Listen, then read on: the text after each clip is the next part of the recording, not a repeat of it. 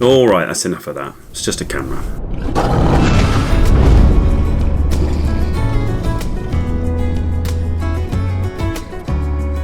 So here it is, finally, the review you've all been waiting for, the Canon AE-1 Program. I'm not much of a 35mm shooter anymore, I mostly shoot medium format and now large format, but I will make an exception for this camera because this is a glorious camera, and this camera specifically has a very special place in my heart. This is not even the camera that got me into film photography, this is a camera that got me into photography, full stop.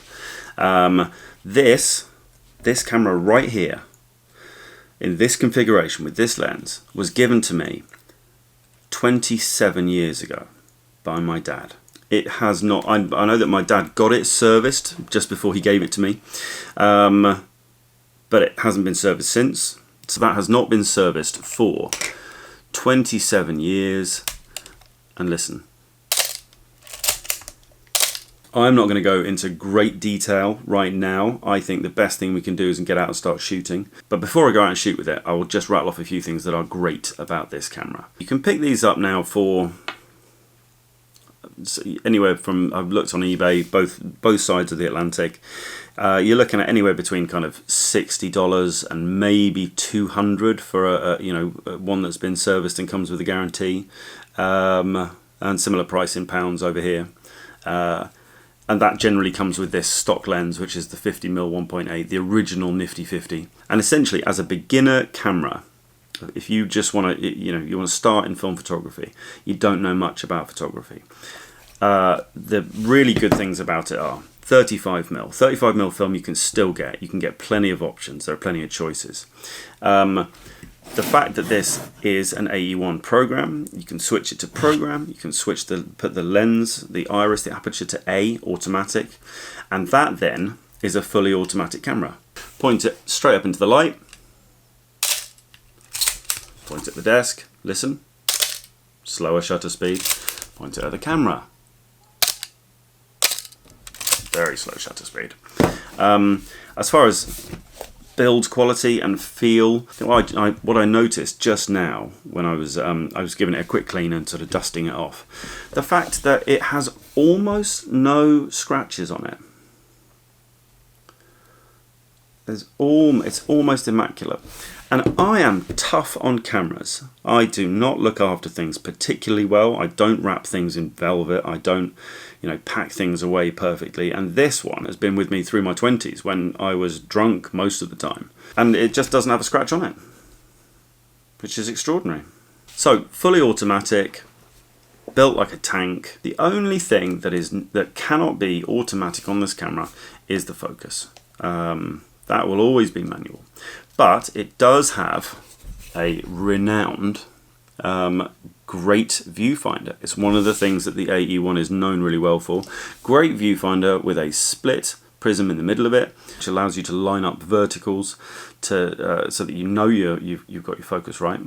If you were to buy one of these and it landed on your desk tomorrow, the only things you need to know are this lever here, L is off, A is on. I don't know what they stand for. Nobody knows what they stand for. A, active potentially. L, locked. And down here is your self-timer. Electronically controlled self-timer. This is where you can change your shutter speed. So program is auto, and then you can set it as shutter priority. So you can set it to a specific shutter speed, leaving the lens on auto, and it will manipulate the aperture to suit the shutter speed, if it can. And if it can't, it will tell you in your viewfinder that it's not working. This is your film rewind knob. This ring here is the one that allows you to set your aperture if you wish to, or you can set it to A, automatic, and your focus ring. And that is all you need to know.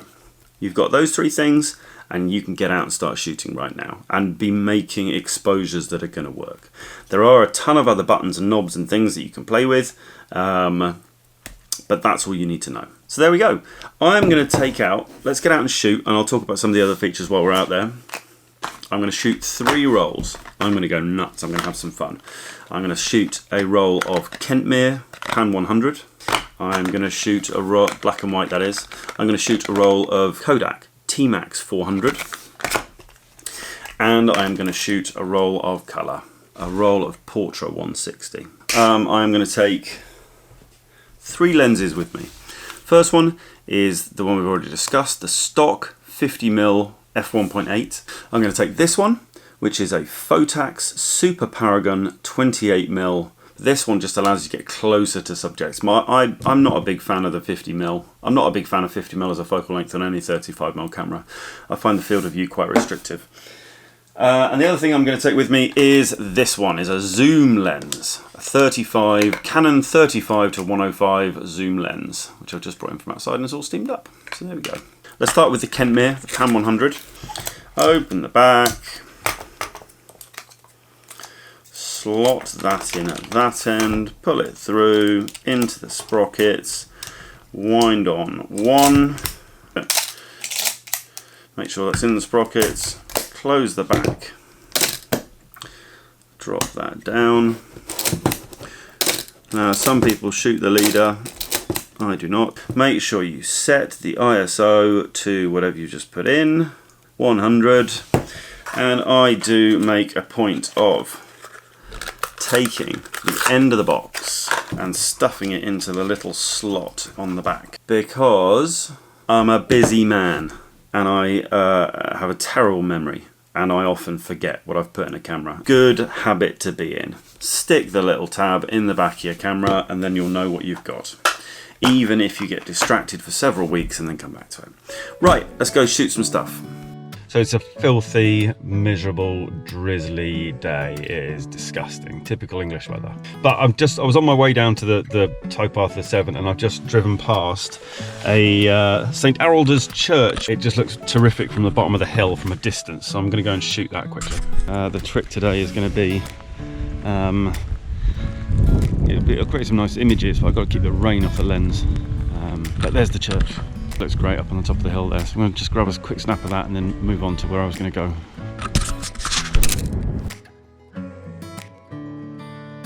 So let's move on, let's head down to the Severn.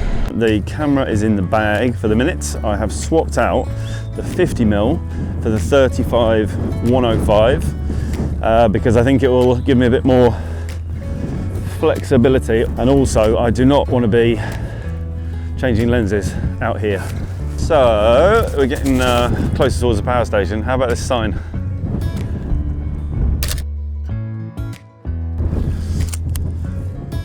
Yeah, see, look at that. That's not what your lens is supposed to look like. This is of course a camera built some point in the 1980s. So I don't think anyone ever claimed any level of weather sealing. It is very much, so I'm told, not waterproof. Good to bear in mind. The AE-1 program is so easy to use. It kind of slips into a different section of my brain which forgets to wind on. My brain seems to confuse it with shooting digital. So, you know, it gives you an example of just how easy or how good it could be for that transition. If you're shooting digital now and you want to shoot film, then the only 2 differences you've got with an AE-1 program is manual focus. No option on that. You have to focus manually, and you've got to wind on after each shot. So look at this. This is British weather. No definition in the sky, no moody wisps of fog. I've filmed all around the world. Filmed up in Alaska,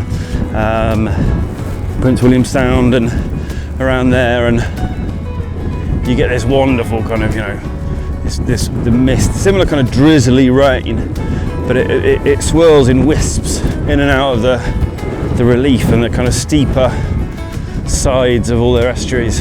Here, just fuck all. And that is what us British photographers have to work with. I don't know. It's impossible. No wonder we're all so bloody good. Maybe we'll try and get something wide somewhere here. That's quite nice with the kind of power station creeping out over the top of this little bit, and a little bit of foreground. Something around there.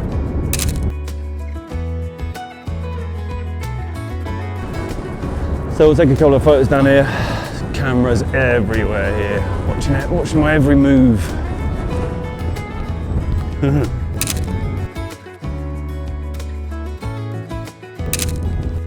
After that, I decided to head home and wait for some better weather before loading a roll of colour film.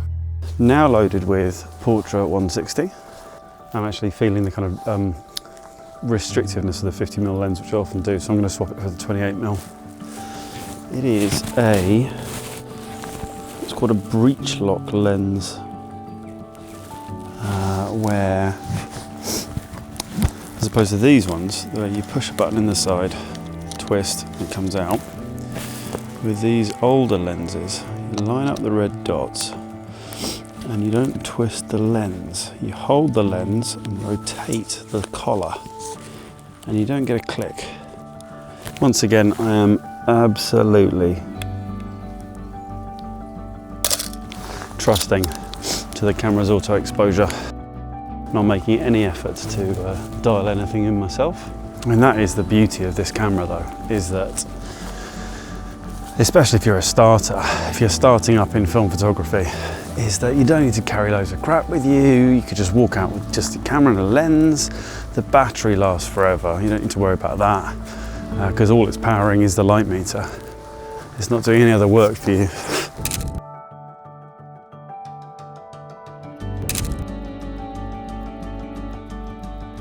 I'm gonna go for a little walk over the ridge. You can walk over this one. I've not done it before. Mainly because it looks terrifying. I am really bad with heights. What a day though. Stunning, look at that.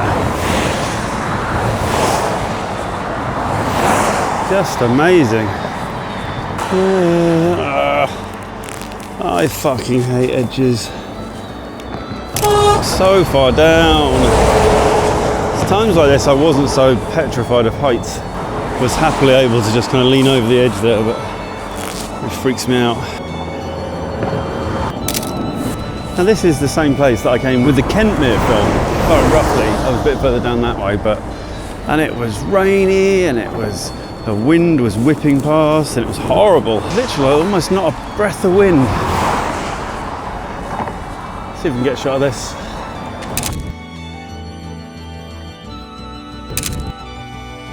Back home again, loaded up with T-Max 400 and headed out the next morning. Now, I think this morning I will be using the auto exposure lock a fair bit, because the way that the AE-1 works is that it takes what's called a center weighted average, which basically means that it'll take an average across the whole screen, weighted on that kind of center circle. But this morning, I may not want to place the center circle on an averagely lit section. I mean, this is quite nice already. Ooh, I love a misty morning. Let's start shooting. So here we go. Right, I need to change that ISO. I should do that as soon as you put the film in, really. So we've got the T-Max. This is what we're shooting. Switch you on.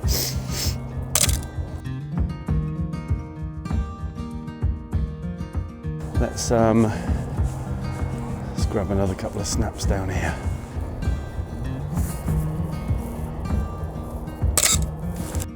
That shutter does not sound happy.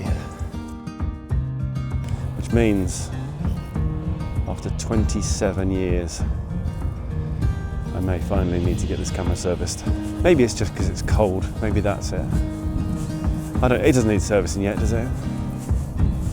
I'll get it serviced. It has finally started to show its age. It's an unpleasant screaming noise, that, isn't it? You can't really complain about that, can you? 28 years without a service. and it's only just starting to make some funny noises.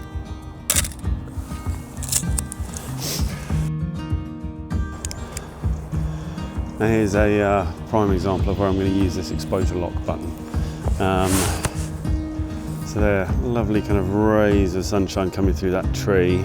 I'm going to set the exposure. I want middle grey to be one of the brighter sections. So probably on the grass, a bit of the grass where the sun is falling. I'm going to point the camera at that. I'm going to push this button here, top one of the two. Here we go, push the top button there. Let's just check that. That's 11, F8 down there. Right, 3, 2, 1. Let's see how that comes out. Look at those beams of sunlight coming past that tree.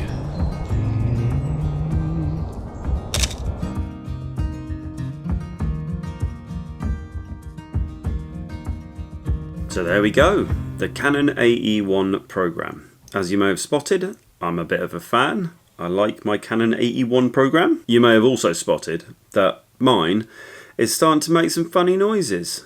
It's not every time I fire the shutter, it's intermittent, but it's making a pretty unpleasant squealing noise. So it probably is just about time to send it in for a service. But it is an incredibly versatile camera. It disappears into my bag for months on end, and then every now and again I'll find an excuse to take it out again, and I'll take it for a run, I'll take some photos with it, and I fall in love with it all over again, as indeed I have now. I have this time, and it is, after you'll have seen the recent videos, you know, getting into a large format and even working with medium format, it's refreshing to literally leave the house with a camera that I can hold in my hand.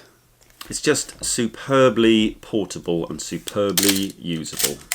So there we go. Canon AE-1 Program. I would go as far to say that no matter what you're shooting on, whether it's digital, film, large format, medium format, you should, if you don't already, have one of these in your collection. Because they're a part of history.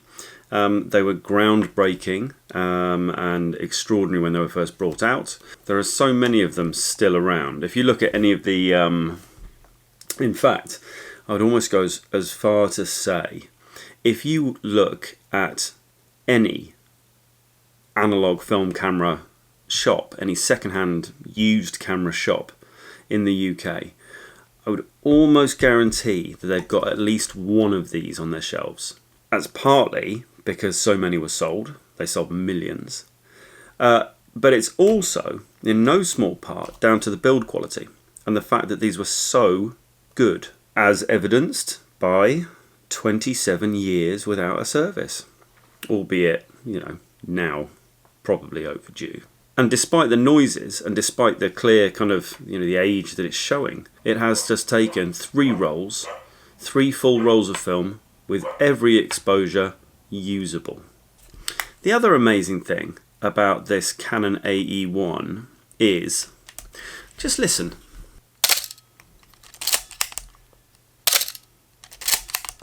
Those of you that watch my channel will know that I'm a little bit obsessed with sound and noises that cameras make.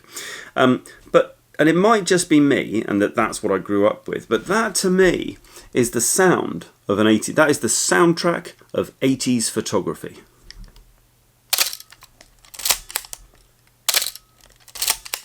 That to me is what a 35mm SLR camera sounds like. That is the stereotypical noise for me. As a comparison, Olympus OM10, listen.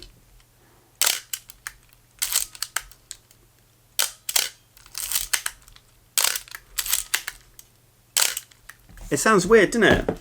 This is what I think a camera's supposed to sound like. But maybe that's because I have been a Canon shooter all my life. I'll do a review on that one day as well. But the next thing I'll be doing on this channel is a return to medium format. I have several rolls of 120 film that are burning holes in my pockets. And I want to get the S2A out again. I haven't used that for a little while, so that's probably what's coming up next. Whatever I decide to do next, you can guarantee that you won't miss it by subscribing to the channel. So don't forget to do that. I wouldn't want you to miss it. That would make me sad if I thought that you were excited about my S2A video and you missed it. You're not really going to miss it. They just sit on YouTube for years and years, don't they? You're not going to miss anything. But subscribe anyway. It's definitely a good idea. If you don't subscribe, I won't get the AE-1 serviced. How about that? Yeah? The AE-1 is at risk. This camera needs you.